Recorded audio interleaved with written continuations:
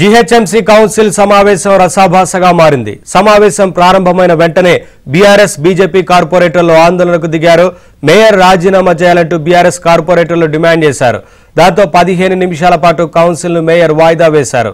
తర్వాత సభ ప్రారంభం కాగా మళ్లీ బీఆర్ఎస్ కార్పొరేటర్లు ఆందోళనకు దిగారు. మేయర్ పోడియం చుట్టుముట్టి ఆందోళన చేశారు. ఆందోళనల నేపథ్యంలో మేయర్ కౌన్సిల్ ను మరోసారి వాయిదా వేశారు. మళ్లీ సమావేశం ప్రారంభం కాగా ప్రస్తుతం ఆందోళన మధ్య కౌన్సిల్ సమావేశం కొనసాగుతోంది. సంతాపంని మీరు అడ్డుకుంటున్నారు. సంతాపంని అడ్డుకుంటున్నావు నువ్వు. సంతాపంని అడ్డుకుంటుంది నువ్వు. సంతాపంని అడ్డుకుంటుంది మీరు. సంతాపంని అడ్డుకుంటుంది మీరు. సంతాపంని అడ్డుకుంటుంది మీరు. జీహెచ్ఎంసీ కౌన్సిల్ సమావేశం రసాభాసగా మారింది. సమావేశం ప్రారంభమైన వెంటనే బీఆర్ఎస్ బీజేపీ కార్పొరేటర్లు ఆందోళనకు దిగారు.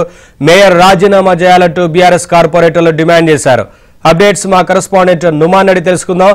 నుమాన్, సమావేశం రసాభాస మధ్యనే కొనసాగుతున్నట్లుగా తెలుస్తా ఉంది కదా, ఏంటి వివరాలు మొత్తంగా? నవీన్, సమావేశం రసాభాస కాదు, రచ్చరచ్చగా మారిందని చెప్పవచ్చు. బీజేపీ ప్రస్తుతం సమావేశంలో బీజేపీ వర్సెస్ ఎంఐఎం కార్పొరేటర్లు ఒకరినొకరు కొట్టుకున్నటువంటి పరిస్థితి ఉంది. సో ఏదైతే ఫ్లెకార్డులను చింపుకున్నారు, ఏదైతే బీజేపీ ఏర్పాటు చేసినటువంటి ఫ్లెకార్డులలో ఎంఐఎం, బీఆర్ఎస్, కాంగ్రెస్ దోస్తీ అంటూ ఎంఐఎం అధినేత అసదుద్దీన్ కూడా ఒక కార్టూన్ పెట్టి లోపల కౌన్సిల్ లోపల ఫ్లెకార్డులను ఏర్పాటు చేయడంతో పరస్పరం కార్పొరేటర్లు కొట్టుకున్నటువంటి పరిస్థితి ఉంది. సో ఈ నేపథ్యంలో ఎంఐఎం బీజేపీ కార్పొరేటర్లు ఒకరి మీద ఒకరు దాడికి దిగారు. సో ఈ నేపథ్యంలో ప్రస్తుతం ఏదైతే సమావేశాన్ని అర్ధాంతరంగా ఆపేసి మేయర్ కిందకి దిగినటువంటి పరిస్థితి కనిపిస్తుంది. మొత్తం కూడా హాట్ గా ఉదయం నుంచి కూడా కౌన్సిల్ సమావేశం అయితే హాట్ గా కొనసాగుతుందని చెప్పొచ్చు. ప్రస్తుతం మనము ఒకసారి చూద్దాం. కౌన్సిల్ సమావేశం జరుగుతున్నటువంటి సభ దానికి బయటే ఉన్నాము. సో మనం ఏదైతే ఇటు కార్పొరేటర్లు అయితే ఒకరినొకరు తీవ్రంగా దాడి చేసుకున్నటువంటి పరిస్థితి ఉంది. సో ప్రస్తుతం అంతా కూడా హాట్ గా పరిస్థితి మారినటువంటి పరిస్థితి మనకు కనిపిస్తుంది. ఉదయం నుంచి కూడా ఇటు కౌన్సిల్ సమావేశంలో మాత్రం అంతా కూడా ఏదైతే మనం చూస్తున్నాం, కౌన్సిల్ హాల్ బయటే ప్రస్తుతం మనం ఉన్నాము. కౌన్సిల్ హాల్ దగ్గర మాత్రం ఏదైతే మొత్తం కూడా ఒక ఉద్రిక్త వాతావరణం అయితే చోటు చేసుకున్నటువంటి పరిస్థితి. మార్షల్స్ కూడా రంగప్రవేశం చేశారు. మరోవైపు భారీగా పోలీసులు కూడా మోహరించినటువంటి పరిస్థితి కూడా మనకు కనిపిస్తుంది. మొత్తం కూడా ఇటు కౌన్సిల్ హాల్ లోపలికి మనం వెళ్ళే ప్రయత్నం చేద్దాం, బట్ భారీగా పోలీసులు కూడా మోహరించినటువంటి పరిస్థితి కూడా మనకు కనిపిస్తుంది. మరోవైపు ఏదైతే ఇటు జిహెచ్ఎంసీకి సంబంధించినటువంటి అధికారులు వాటర్ బోర్డుకి సంబంధించినటువంటి సమస్య ఉంది. సో వాటర్ బోర్డుకి సంబంధించినటువంటి సమస్య ఏదైతే ఉందో, సో దాని మీద ప్రతిసారి చర్చ జరగట్లేదు. జిహెచ్ఎంసీ అధికారులు వాటర్ బోర్డు అధికారులతో ఎలాంటి సంప్రదింపులు చేయట్లేదు. ముఖ్యంగా వాటర్ బోర్డు సిటీలో అనేక డివిజన్లు 150 డివిజన్లలో కూడా ఎక్కడికక్కడ కూడా తాగునీటి సమస్య కలుషితం అయితే అయిపోతుంది. సో దీని మీద వాటర్ బోర్డు ఎండీ రావాలని ప్రతిసారి విజ్ఞప్తి చేస్తున్నా కూడా వాటర్ బోర్డుకు సంబంధించినటువంటి చిన్న స్థాయి అధికారులను పంపుతున్నారు కానీ ఎండీ స్థాయి అధికారి ఎందుకు రావట్లేదంటూ కూడా బీజేపీ అదేవిధంగా బీఆర్ఎస్ కార్పొరేటర్లు ప్రశ్నించినటువంటి పరిస్థితి.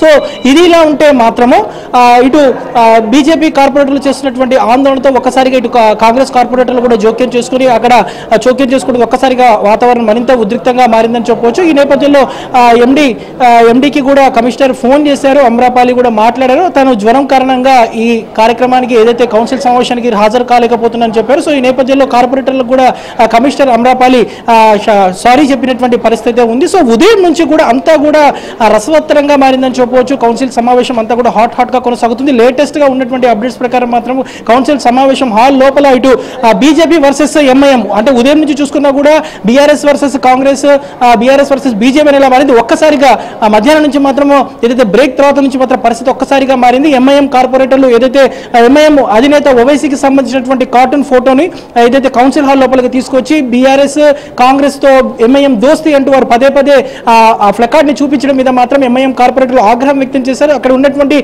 నాంపల్లి ఎమ్మెల్యే కానివ్వండి, అదేవిధంగా బహదూర్పుర ఎమ్మెల్యే కూడా వీటి మీద ఆగ్రహం వ్యక్తం చేస్తూ ఒక్కసారి ఎంఐఎం కార్పొరేటర్ బీజేపీ కార్పొరేటర్ మీద దాడికి దిగినటువంటి పరిస్థితి. ఈ నేపథ్యంలో పరస్పరం కార్పొరేటర్లు ఇద్దరు కూడా ఒకరినొకరు తోసుకోవడంతో ఒక్కసారిగా అంతా కూడా పరిస్థితి మారిపోయింది. ఉద్రిక్త వాతావరణం అయితే కౌన్సిల్లో అయితే నెలకొన్నటువంటి పరిస్థితి. ముఖ్యంగా ఇటు హైదరాబాద్ సంబంధించినటువంటి నగర సమస్యల మీద ప్రతిసారి జరగవలసినటువంటి సమావేశం మాత్రం ఇదే విధంగా మారుతుందని చెప్పొచ్చు. ఎందుకంటే చర్చ జరగకుండానే ముఖ్యంగా 20 అంశాలు ఉన్నాయి. సో 20 అంశాలకు సంబంధించి దేని మీద కూడా చర్చ జరగకుండానే వాటిని అర్ధాంతరంగా ప్రతిసారి గత గత 8 సమావేశాల్లో కూడా ఇలాగే నిలుపుకుంటూ వస్తున్నటువంటి పరిస్థితి. సో ఈసారి కూడా అదే ఉంటుందా అంటే ప్రస్తుతం మాత్రం పరిస్థితి అదే విధంగా ఉందని చెప్పవచ్చు. ఎందుకంటే పూర్తిగా ప్రస్తుతం కౌన్సిల్ హాల్ లోపల నుంచి మేయర్ బయటికి వచ్చారు. సో లోపలికి మార్షల్ని కూడా పంపించినటువంటి పరిస్థితి. అంతా కూడా ఒక ఉద్రిక్త వాతావరణం అయితే ప్రస్తుతం కౌన్సిల్ హాల్ లోపల అయితే కనిపిస్తున్నటువంటి సిచ్యువేషన్ కూడా మనకు ఉందని చెప్పవచ్చు. ప్రస్తుతం మనము ఏబిఎన్ స్క్రీన్లో కూడా చూడొచ్చు. ఏదైతే కొంతమంది ఎక్స్ అఫిషియో మెంబర్లు ఎమ్మెల్యేలు కానివ్వండి ఎమ్మెల్సీలు కూడా వారు బయటికైతే వచ్చేస్తున్నారు. సో ప్రస్తుతం మాత్రం దాన్ని ఏదైతే ఇటు ఎంఐఎం కార్పొరేటర్లు అయితే పూర్తిగా తమ ఎంఐఎం అధినేత ఓవైసీకి సంబంధించినటువంటి ఫ్లెకార్డులు ఎందుకు చూపిస్తారు? సో అసలు ఇది రాజకీయ వేదిక కాదు, ప్రజా సమస్యలకు సంబంధించినటువంటి వేదిక. సో ఇలాంటి వేదిక మీద ప్రజా సమస్యల పరిష్కారం గురించి మాట్లాడకుండా ఈ రాజకీయ వేదికగా ఎందుకు చేస్తున్నారంటూ కూడా ఇటు ఎంఐఎం కార్పొరేటర్లు అయితే ఆగ్రహం వ్యక్తం చేస్తున్నటువంటి పరిస్థితి కూడా మనకు కనిపిస్తుంది. ప్రస్తుతం మనం ఏబిఎన్ స్క్రీన్లో అయితే చూస్తున్నాము. అంతా కూడా హాట్గా ఇప్పుడు సమావేశం అయితే కొనసాగుతున్నటువంటి పరిస్థితి కూడా మనకు కనిపిస్తుంది. ఎంఐఎం కార్పొరేటర్లు వారందరూ కూడా ప్రస్తుతం లోపల ఆందోళన దిగినటువంటి పరిస్థితి కూడా మనకు కనిపిస్తుందని చెప్పవచ్చు.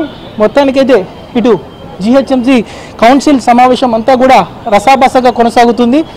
మనం ప్రస్తుతం చూసుకోవచ్చు జిహెచ్ఎంసీ కౌన్సిల్ దగ్గర మాత్రం పూర్తిగా భారీ భద్రతను ఏర్పాటు చేశారు. పటిష్టమైనటువంటి భద్రతను ఇక్కడ ఏర్పాటు చేశారు. వందల సంఖ్యలో పోలీసులు కూడా ఇక్కడ ఏర్పాటు చేసినటువంటి పరిస్థితి. సో ఇప్పటికే ఉదయం నుంచి కూడా వేరే ఘర్షణ జరిగితే మాత్రం వారిని అరెస్ట్ చేయడానికి ప్రత్యేకంగా వాహనాలను కూడా ఇక్కడ వ్యాన్లను కూడా సిద్ధం చేసి పెట్టారు. సో పూర్తిగా ఎక్కడికక్కడ కూడా భారీ భద్రతను ఏర్పాటు చేసినటువంటి పరిస్థితి ఉంది. సో ఎక్స్ అఫిషియో మెంబర్లు ఎప్పుడూ లేని విధంగా ఈసారి తమ బలాన్ని చూపించుకోవడానికి బీఆర్ఎస్ పూర్తి స్థాయిలో ఎక్స్ అఫిషియో మెంబర్లను రంగంలో దింపింది. ఇదిలా ఉంటే ఇటు కాంగ్రెస్కి సంబంధించినటువంటి ఎమ్మెల్యేలు ఎమ్మెల్సీలు దాంతోపాటు ఏదైతే ఎమ్మెల్సీలు కూడా పూర్తిగా ఈసారి హాజరైనటువంటి పరిస్థితి. సో ఇటు బీఆర్ఎస్కి సంబంధించినటువంటి నగరానికి సంబంధించినటువంటి ఇటు హైదరాబాద్ సికింద్రాబాద్కి సంబంధించినటువంటి మేడ్చల్ ఉమ్మడి హైదరాబాద్కి సంబంధించినటువంటి అందరూ కూడా ఈ ఎక్స్ అఫిషియో మెంబర్లు అందరూ కూడా ఈ సమావేశానికి హాజరు కావడంతో ఈసారి మాత్రం కౌన్సిల్ సమావేశం అయితే హాట్గా కొనసాగుతుందని మనకు అర్థమవుతుంది. సో ప్రస్తుతం మాత్రం జిహెచ్ఎంసీ కౌన్సిల్ సమావేశం అయితే పూర్తిగా హాట్గా కొనసాగుతుంది. ఒకసారి మనము ఏబిఎన్ స్క్రీన్లో కూడా మనము చూడొచ్చు. అంతా కూడా భారీగా ఇటు పోలీసులను మోహరించినటువంటి పరిస్థితి కనిపిస్తుంది. ప్రస్తుతం మాత్రం మేయర్ జరుగుతున్నటువంటి ఘర్షణతో ఒకసారిగా వారందరినీ కూడా ఆధీనంలోకి ఏదైతే ఒక్కసారిగా ఆమె అక్కడి నుంచి వెళ్ళిపోయినటువంటి పరిస్థితి కూడా మనకు కనిపిస్తుంది. సో ప్రస్తుతము మనము చూడొచ్చు ఎంఐఎం సంబంధించినటువంటి కార్పొరేటర్లు ఉన్నారు, ఎమ్మెల్యేలు ఉన్నారు. సో వారితో మాట్లాడదాము.